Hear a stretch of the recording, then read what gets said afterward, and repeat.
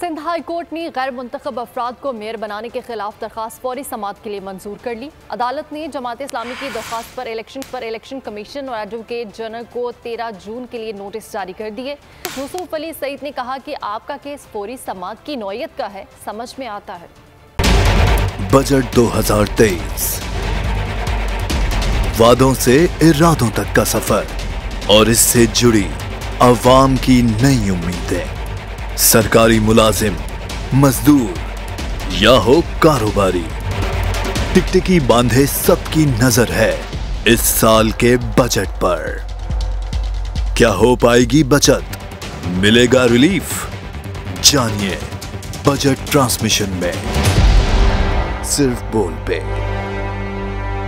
अदलो इंसाफ की बात सब करते हैं, पर हकीकत में सच के साथ निडर होके खड़े रहने की जुर्रत नजर नहीं आती। बोल ने तश्कील दी 10 कोर्ट रिपोर्टर्स की टीम, जो केस की बेस तक जा पहुंचे। पैनल पे सफे अव्वल के legal experts, court round up, Neelam Arshad के साथ, सिर्फ बोल पे।